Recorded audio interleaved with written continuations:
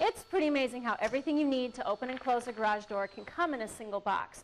But here it all is. The motor assembly, the tracks, the trolley that's going to go up and down the track, the belt that holds the trolley in place, and then the pulley on the other end to hold the belt in place. Yeah, you lay everything out on a tabletop like this, and it really goes pretty quickly. What we're going to do right now is take our rail, attach it to our motor here. Miriam, if you can just lift that up. Yep. Keep that as horizontal as possible, up just a little bit more on your end. Let's give it a shove here. There we go. Now we attach the end of the belt to the trolley, thread it through the pulley on this end. You take that, Dean? All right.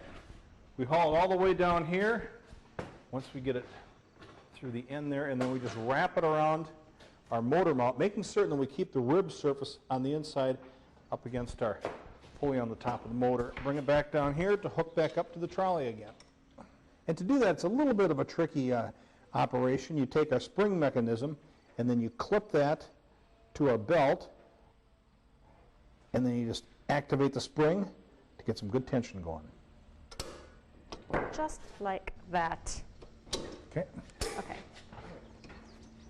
All right, we've got our bracket attached above our opening here, and Dean's going to put a 2x4 down for proper spacing, and now we're ready to hoist the unit up into place.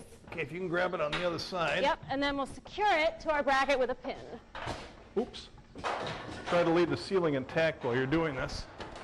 It's the best way to handle it. You got it there? Yep. Here we go. All right, now it's time to attach the opener to the ceiling. Again, we have it perched up on a 2x4. That gives us the perfect height. Then using this angle iron gives us a very strong connection to the ceiling. Just make sure everything is nice and tight.